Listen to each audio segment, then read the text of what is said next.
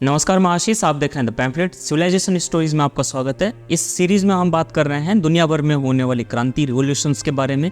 किस देश में कब कब किस तरह के रिवॉल्यूशंस हुए और उनके नतीजे क्या रहे। आज हम बात करने जा रहे हैं फ्रेंच रिवॉल्यूशन की, यानी जो फ्रांस में क्रांति हुई थी। अभी 14 जुलाई को फ्रांस में बेस्टिल डे परेड भी होने वाली है। वहाँ पर हर साल 14 जुलाई को बेस्टिल दिवस मनाया जाता है। इस साल बेस्टिल दिवस में खास बात यह है कि प्रधानमंत्री नरेंद्र मोदी भी उसका हिस्सा होंगे। फ्रांस की क्रांति की बात आप जब भी सुनते हैं तो आपके सामने कुछ गिनी चुनी शब्दावली जरूर आती होंगी, जैसे श्रमिक, सर्वहारा, वंचित, दमन, राजशाही और फिर लोकतंत्र भी। बौद्धिकों के बीच में आपने सुना होगा कि उनका तो ये फेवरेट सब्जेक्ट है, प्रिय विषय है उनका। और बताया जाता है कि फ्रांस की क्रांति के बाद से ही दुनिया ने लोकतंत्र जैसी शब्दावली सीखी, यानी डेमोक्रेसी क्या होती है फ्रेंच रिवॉल्यूशन के बाद लोगों ने सीखा, ऐसा काफ़ी जानकार लोग कहते हैं। या फिर राजशाही से लोगों को किस तरह से आज़ादी मिली, वो वहाँ किस तरह से पीड़ित थे। हमारे लगभग हर मामले के जानकार जो हैं, ध्रुव राठी भी, वो भी कहते दिखते हैं कि फ्रेंच रिवॉल्यूशन दोस्तों राजशाही को खत्म कर दिया दोस्तों, और फिर लोकतंत्र की स्थापना हो गई दोस्तों। पहले एक नज़र डालते हैं फ्रांस की क्रांति के इतिहास पर, फ्रेंच रिवॉल्यूशन की हिस्ट्री क्या थी, और फिर बात करते हैं कि क्या वाकई में फ्रांस को लोकतंत्र की स्थापना का क्रेडिट जाता है।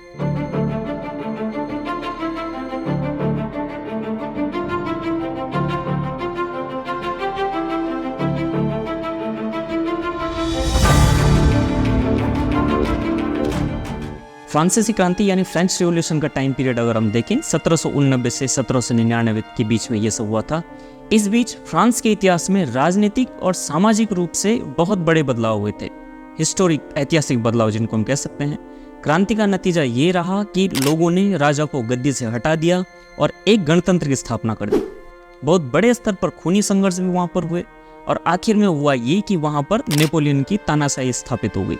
जबकि कहा यह जाता है कि ये सब लोकतंत्र की स्थापना के लिए हुआ, लोगों ने अपने अधिकार राजा से छीन लिए। लोगों का मानना है कि दुनिया के विकास के क्रम को या इवोल्यूशन को अगर हम दो हिस्सों में बांटे तो एक वो दुनिया सामने आती है जो फ्रेंच रिवॉल्यूशन से पहले की थी, दूसरी वो दुनिया जो इसके बाद की थी, यानी फ्रांस की क्रांति से पहले और फ्रांस की क्रांति के बाद। क्योंकि उन्हीं लोगों का ये भी मानना है कि फ्रांस की क्रांति से ही लोग लिबरल हुए, लोकतंत्र, उदारवाद जैसी बातें करने लगे और राजशाही का दौर खत्म करने में फ्रेंच रिवॉल्यूशन, फ्रांस की क्रांति का बहुत बड़ा रोल था। यानी लोकतंत्र की अवधारणा लोगों के मन मस्तिष्क में तब आई जब फ्रांस की क्रांति हुई थी। सवाल है कि फ्रांस के लोग बात बात पर सड़क पर क्यों उतर जाते हैं। आजकल भी आप देख रहे होंगे कि जब फ्रांस जल रहा है, #France is burning, France is fallen, उसी समय वो बेस्टिल डे भी मनाने जा रहे हैं। फ्रेंच रिवॉल्यूशन या फ्रांसीसी क्रांति पूरी दुनिया के इतिहास की एक बहुत ही महत्वपूर्ण घटना मानी जाती है। फ्रांस में जब भी लोग सड़क पर आते हैं तो कहीं ना कहीं हम ये मानने को मजबूर हो जाते हैं कि इन आंदोलनों में, इन प्रदर्शनों में, उसमें जो उनके लोगों की एकजुटता होती है, इसके पीछे फ्रांस के इतिहास और खासकर इन क्रांतियों का बहुत बड़ा योगदान होता है। लेकिन इन सब तुलनाओं के बीच हम इन क्रांतियों की अराजकता को बिल्कुल नज़रअंदाज कर देते हैं, हम भूल जाते हैं। यानी जो वहाँ पे जो एनार्की इस दौरान होती है, जो रक्तपात होता है, हम उसको डिनाई कर देते हैं और कहते हैं कि लोकतंत्र स्थापित हो गया। क्या कभी लोकतंत्र जो होता है वो लोकतंत्र की स्थापना के लिए रक्तपात जरूरी होता है, या इससे अराजकता को ही जन्म मिलता है। 1789 में फ्रांसीसी क्रांति के दौरान जो प्रदर्शन हुए थे उसके कारण ही वहाँ पर 9वीं सदी से चली आ रही राजशाही भी खत्म हुई थी और वहाँ पहली बार गणतंत्र की स्थापना हुई थी, रिपब्लिकन स्टेट जिसको कहते हैं। लोगों को आपने अक्सर ये कहते हुए सुना होगा कि सत्ता के खिलाफ आवाज उठाना, सिंहासन से लड़ना, आदि आदि, ये सब चिंतन फ्रांसीसी क्रांति के नाम पर बहुत होता रहता है। लिबर्टी, इक्वलिटी, फ्रेटर्निटी यानी स्वतंत्रता, समानता और बंधुत्व को इस रिवॉल्यूशन का ही नतीजा बताया जाता है। और ये भी कहा जाता है कि आम नागरिक को प्रतिनिधित्व मिलना इसके बाद से ही शुरू हुआ था, क्योंकि इसमें श्रमिक थे, कारोबारी थे और कामकाजी करने वाले जो लोग थे उनका इसमें सबसे ज़्यादा रोल था। फ्रांस में ही 1871 का पेरिस कम्यून भी था, जब वहाँ के मजदूर वर्ग ने पहली बार सत्ता संभाली थी। ऐसे ही इसके बाद में 1905 और 1917 में रूसी क्रांति जो हुई थी उसे भी फ्रेंच रिवॉल्यूशन से ही इंस्पायर्ड बताया जाता है कि उसे से प्रेरित थी। लेकिन फ्रांस की ये क्रांति हुई क्यों थी। फ्रांस के शासक थे लुई 16, जिन्हें आप जानते भी होंगे, आपने इनका नाम सुना होगा। उनके बारे में कहा जाता है कि उन्हें आम जनजीवन की बिल्कुल भी जानकारी नहीं थी, लेकिन वो इंसान लग्जरी पसंद था, बिल्कुल रॉयल उसकी लाइफ जिसको कहते हैं वो वैसे ही हुआ करती थी। लुई 16 के समय फ्रांस भयानक आर्थिक संकट से गुजर रहा था। फ्रेंच रिवॉल्यूशन वो समय था जब अमेरिका की स्वतंत्रता पर उनकी जो लड़ाई हो रही थी उसमें फ्रांस पैसा बहाने के चक्कर में फ्रांस खुद आर्थिक जो मंदी थी उसमें डूब गई। जो पैसे वाले लोग थे वो टैक्स की चोरी करते थे, यानी टैक्स नहीं चुकाते थे, और इस सब का बोझ आखिरकार पड़ जाता था जो आम जनता थी, जिसे कि ये लोग थर्ड स्टेट का नाम देते थे। इसी परिस्थितियों में अपने एक मंत्री को त्याग पत्र, उसने जब रिजाइन कर रहा था तो लुई 16 का एक बड़ा पॉपुलर स्टेटमेंट है कि काश मैं भी रिजाइन कर पाता। ऐसी परिस्थितियों में जब फ्रांस डूब रहा था, निरंकुश या तानाशाही या ऑटोक्रेटिक जिसको कहते हैं वो इतना ज़्यादा था लुई 16 कि वो कहता था कि ये चीज़ इसलिए वैलिड है, इसलिए कानूनी, इसलिए लीगल है क्योंकि वो ऐसा चाहता है। राजा की निरंकुशता देखिए आप। रोटी जब लोग मांग रहे होते थे, क्योंकि गरीबी, आर्थिक मंदी थी तो गरीबी भी थी, लोग उनसे रोटी मांगते, तो वो कहता था कि अगर तुम्हारे पास खाने को रोटी नहीं है तो तुम्हें केक खाना चाहिए। एक तरह की जो तानाशाही प्रवृत्ति होती है वो कुछ ऐसी ही होती है जैसी लुई 16 में थी। ये तब की बात मैं आपको बता रहा हूँ, जो रूसो हो गया, वॉल्टियर हो गए, ऐसे ऐसे विचारक जो दार्शनिक थे, उनका यही दौर था फ्रांस में। जब फ्रांस पतन की ओर बढ़ रहा था तब 5 मई 1789 को वहाँ के स्टेट जनरल ने एक बैठक बुलाई। इसमें भी फिर से वही हुआ जिन्हें थर्ड स्टेट के लोग कहा जाता था, यानी आम आदमी, उन्हें इस बैठक में बुलाया ही नहीं गया। सोचिए, एक मीटिंग की जा रही है लोगों के समाधान के लिए और उसमें लोग ही नहीं है। यहाँ पर जो कुलीन वर्ग था, जो संभ्रांत वर्ग था, वो गरीबों पर और ज़्यादा टैक्स से कमाई की उनके ख्वाब देख रहा था कि ठीक है, इस बैठक से ऐसा होगा कि जो गरीब हैं, जो काम करने वाले लोग हैं, उन पर और ज़्यादा टैक्स लगा दो, उससे जो स्टेट है वो अपने आप समृद्ध हो जाएगा, वो पैसे कमाने लगेगा। और जो किसान थे वो इस बैठक से ये उम्मीद लगा रहे थे कि जहाँ हमारे ऊपर इतनी समस्याएं, इकोनॉमिक क्राइसिस से हम लोग गुजर रहे हैं, तो शायद हमें कुछ रियायत मिलेगी, कुछ छूट मिलेगी। थर्ड स्टेट के लोग यहाँ पर एक और भी उम्मीद लगाए हुए थे, वो थी मताधिकार यानी वोटिंग राइट्स की। लेकिन इस बैठक के जो लीडर थे, जो यहाँ पे नेतृत्व इसका कर रहे थे, वो ऊंचे ओहदे के लोग थे। उन्होंने कह दिया कि यहाँ सिर्फ और सिर्फ एक ही मत होगा, एक ही विचार होगा और उसमें थर्ड स्टेट शामिल नहीं होगा। लेकिन यही वो लोग थे जो अब इस बात पर अड़ गए कि फ्रांस के राजशाही का बिल्कुल भी समर्थन वो वर्ग नहीं करने वाला, यानी थर्ड स्टेट के लोगों ने राजशाही का बिल्कुल उसको प्रतिरोध करना उसका शुरू कर दिया। इस मीटिंग से ही सरकार के इस फैसले से आम जनता काफ़ी नाराज हो गई थी और फ्रांस के इन आम लोगों ने राजा के खिलाफ विद्रोह की घोषणा कर दी। यहाँ पर थर्ड स्टेट के अलावा जो फर्स्ट स्टेट था उसमें पोप, पादरी हो गए, धर्म से जुड़े हुए लोग हुए, जो रिलीजियस थे, क्योंकि उन्हीं का प्रभुत्व ज़्यादा होता था सोसाइटी में, उन्हीं का दबदबा होता था, तो फर्स्ट स्टेट में उन्हें कंसिडर किया जाता था जिनकी ज़िंदगी सबसे ज़्यादा आराम में होती थी। और जो सेकंड स्टेट में आते थे वो ज़्यादातर कुलीन संभ्रांत वर्ग से लोग होते थे, जैसे न्यायपालिका से जुड़े हुए लोग या फिर जो चर्च से जुड़े हुए लोग होते थे या जो सेना में काम करने वाले लोग होते थे राजशाही के साथ, वो लोग इस वर्ग में आते थे। दोनों एलिट्स हुआ करते थे, संभ्रांत, कुलीन जिसको हिंदी में कहते हैं। और ये थर्ड स्टेट जिसमें कि जो सड़क पर रहने वाले लोग हैं, कामकाजी वर्ग है, किसान है, श्रमिक है, जो थर्ड स्टेट है वो उन लोगों पर मनमाने टैक्स लगा दिया करते थे और कमाई जो होती थी उससे अपनी लाइफ और लग्जरी में तब्दील कर देते थे। 20 जून 1789 को राष्ट्रीय सभा ने घोषणा कर दी और कहा कि हम कभी अलग नहीं होंगे और जब तक संविधान नहीं बन जाता है तब तक साथ में बने रहेंगे। ये थर्ड स्टेट के लोग थे, आम लोग थे, सड़क पर रहने वाले लोग। यही समय था, यही इस क्रांति, इस ऐतिहासिक घटना यहाँ से शुरू होती है। बगावत को भांपने पर 27 जून को लुई 16 ने तीनों स्टेट्स के लीडर की संयुक्त बैठक की अनुमति दे दी। जब वो डर गया, जब उसे लगा कि ये लोग तो विद्रोह करने वाले हैं, ये थर्ड स्टेट के लोगों की पहली जीत थी और राजा तथा विशेषाधिकार प्राप्त जो कुलीन वर्ग था उसकी पराजय हो गई, जो एलिट्स थे फ्रांस के उस वक्त। यहाँ से स्टेट्स जनरल जैसे ही राष्ट्रीय सभा बन गई और उसे राजा ने मान्य कर दिया, वो लीगल संस्था बन गई। उसके बाद 9 जुलाई 1789 को इसने स्वयं को संविधान सभा घोषित कर दिया और कहा कि अब संविधान बनाना ही उनकी लाइफ का पहला मकसद है। अब लुई 16 जो थे, जो राजा थे वहां पर, वो बैकफुट पर चले गए। वो अनाप शनाप तरीके से लोगों की फायरिंग करने लग गए। अब उसके अंदर एक तरह का शक पैदा भी हो गया। वो अपने आसपास के लोगों को शक की दृष्टि उन पर डाउट करने लग गया। वो उन्हें कभी फायर कर देता, किसी को निकालने लग गया, किसी के साथ बदतमीजी करने लग गया, क्योंकि वो इनसिक्योर हो गया था विद्रोह की वजह से। तो जो भी उसके आसपास लोग थे, जो उसके हित की बात भी करते थे कि तेरा भला इसमें है कि तू पब्लिक की ये बात सुन, उसे लगता था कि ये आदमी भी जा करके पब्लिक से मिल चुका है और इसलिए वैसी बात कर रहा है, तो वो उनको निकाल देता। लोगों ने जब ये देखा कि उनकी भलाई की बात करने वाले लोगों को फायर किया जा रहा है, तो उनके लिए ये सीधा सा संदेश था कि ये क्रांति को कुचलने का प्रयास है। राजा नहीं चाहता कि ये लोग विद्रोह करें। इस समय तक लोग पूरी तरह से राजा के खिलाफ आ गए थे।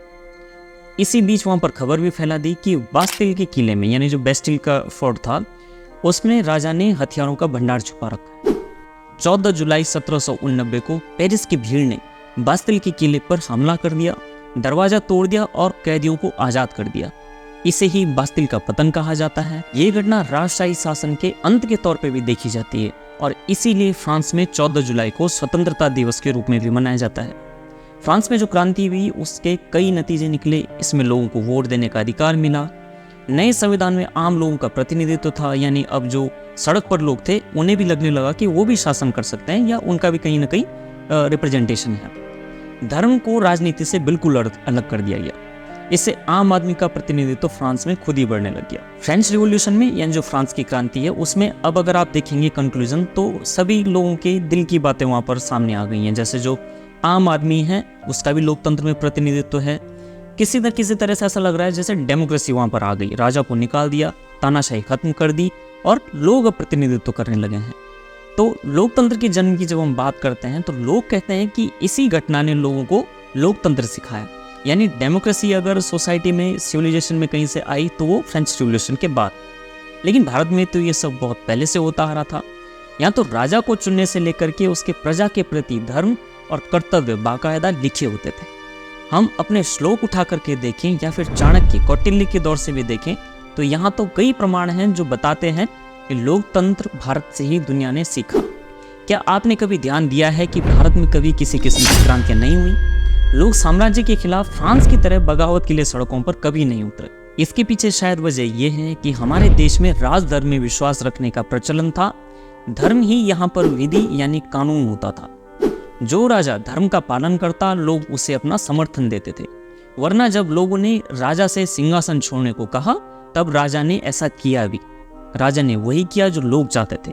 इसी को राजधर्म, प्रजातंत्र कहते हैं। इसका सबसे बड़ा और बेहतरीन उदाहरण तो खुद भगवान राम है। उन्होंने राजतंत्र छोड़ा और जंगल में जाना चुना क्योंकि लोग उनसे ऐसा चाह रहे थे। फ्रांस की क्रांति से कई साल पहले जब कभी राजा प्रथम बार सिंहासन पर बैठने के बाद खुद को निरंकुश टाइप में मानने लगता था, वो मानने लगता था कि अब वो तानाशाही है और वो जैसा चाहता है वैसा कर सकता है। वो कहता था अदंड्योस्मि, यानी अब मैं दंड से परे हो चुका हूँ, यानी कानून का अब मुझ पे कोई प्रभाव नहीं होगा। तब जो राजा का पुरोहित होता था वो उसके सर पर धर्म दंड रूपी पलाश दंड से 2 बार धीमे से वार करता था और कहता था धर्म दंडोस्ति, धर्म दंडोस्ति, यानी राजा के ऊपर भी धर्म यानी विधि का शासन, और इस शासन को राजा विनम्रता से स्वीकार भी करता है। ये सब राजा के कर्तव्य हमारे धर्मशास्त्रों में मौजूद हैं। अब अगर कौटिल्य के अर्थशास्त्र को ही देखें, उसमें शासन प्रणाली को बिल्कुल विस्तार से बताया गया है और हर कर्तव्य, हर दायित्व उसमें लिखित रूप में मौजूद है। राजा के प्रजा के प्रति कर्तव्यों को स्पष्ट रूप से उसमें हम लोग पढ़ और देख सकते हैं। इसी अर्थशास्त्र में कौटिल्य ने राजा के 7 प्रमुख अंग भी बताए हैं। पहला, स्वामी या राजा, मंत्री, कर्मचारी, दुर्ग, कोष या फिर खजाना, सेना और मित्र वर्ग, और कहा कि राजा को इन 7 चीजों का ध्यान आवश्यक रूप से रखना चाहिए क्योंकि इनमें से अगर एक भी गड़बड़ होता है तो राज्य संकट में आ जाता है। कौटिल्य ने राजा को प्रजा के प्रति विनम्र और उदार रहने के भी निर्देश दिए हैं और कहा कि इनका नाश होते ही, ये जो 7 इंपॉर्टेंट अंग उन्होंने बताए हैं, उनका नाश होते ही राजधर्म का भी नाश हो जाता है। कौटिल्य अपने अर्थशास्त्र में लिखते हैं, प्रजा सुखे सुखम राज्य, प्रजा नाम तो हिते हितम, यानी प्रजा के सुख में ही राजा का सुख भी निहित है। प्रजा के हित में ही उसे अपना हित देखना चाहिए। जो स्वयं को प्रिय लगे उसमें राजा का हित नहीं होता है। उसका हित तो प्रजा को जो प्रिय लगे उसी में। अब लोकतंत्र की स्थापना और इसके प्रमाण के अगर हम भारत का इतिहास देखते हैं, इसके प्रमाण के लिए हम महाभारत का उदाहरण भी ले सकते हैं। महाभारत में कर्ण पर्व के अध्याय 69 की श्लोक संख्या 58 को अगर देखें, उसमें लिखा गया है, धारणात् धर्म इत्याहु धर्मो धारयति प्रजा, यानी इसका मतलब ये है कि जिसका धर्म ही समाज को पोषित करता है, जो धारण करता है, एकत्र करता है, अलगाव को दूर करता है, उसे धर्म कहते हैं। ऐसा धर्म प्रजा को धारण करता है जिसमें प्रजा को एक सूत्र में बांध देने की ताकत है, वो निश्चय ही धर्म है। इसी महाभारत के अनुशासन पर्व में राजा और प्रजा के आपसी संबंध को भी बताया गया है। इसमें लिखा गया है, प्रजा कार्य तु तत्कार्य, प्रजा सौख्यो तु तत्सुखम, यानी प्रजा का कार्य ही राजा का कार्य है, प्रजा का सुख ही राजा का सुख है और प्रजा के हित में ही राजा का हित भी है। शास्त्रों में लिखा है कि धर्माय राजा भवति न काम करुणाय तो, यानी राजा का पहला कर्तव्य है विधि या कानून के अनुसार आचरण करना, ना कि विलासिता का जीवन जीना। लुई 16 ने अगर हमारे शास्त्र थोड़ा सा पढ़ लिए होते तो वहां पर लोग उसके खिलाफ इस तरह का विद्रोह ना करते। अगर उसने प्रजा का ध्यान हमारे शास्त्रों के अनुसार रखा होता, ये श्लोक उसने पढ़ लिए होते, तो शायद वहां पर वो जानता कि लोकतंत्र किसे कहते हैं। अब आते हैं जिस मनुस्मृति पर हर प्रकार के आरोप लगाए जाते हैं, उसमें भी लोकतंत्र के लिखा गया है। मनुस्मृति लोकतंत्र के बारे में कहती है, दंड शास्त्र प्रजा सर्वा दंडा एवा भी रक्षति। इसका अर्थ ये होता है कि अपराधियों को नियंत्रण में रखने के लिए दंड की व्यवस्था हर प्रभावी एवं सफल शासकीय तंत्र का आवश्यक अंग होती है। यही दंड है जो प्रजा को शासित अनुशासित रखता है और यही उन सबकी रक्षा भी करता है। इसी को विद्वजन धर्म के तौर पर देखते हैं। तो क्या अब भी आपको इस बात में कोई संदेह है कि भारत को लोकतंत्र की जननी क्यों कहा जाता है, मदर ऑफ डेमोक्रेसी? क्या इस बात में आपको अभी भी यकीन है कि फ्रांस की क्रांति से ही लोगों ने डेमोक्रेसी को जाना? अगर ऐसा है तो इस वीडियो को आप फिर से देखिए, इसे ज़्यादा से ज़्यादा शेयर कीजिए और लोगों को भी बताइए कि अगर लोकतंत्र की कोई जननी है तो भारत है, ना कि फ्रेंच रिवॉल्यूशन। आपको हमारा ये वीडियो कैसा लगा हमें कमेंट्स में ज़रूर बताइए। सिविलाइजेशन स्टोरीज़ को आप हमारे यूट्यूब चैनल पर प्लेलिस्ट में आप इसको देख सकते हैं। शेयर करना बिल्कुल ना भूलें और चैनल को सब्सक्राइब करना तो बिल्कुल भी नहीं भूलना है। देखते रहे पैम्फलेट्स। धन्यवाद।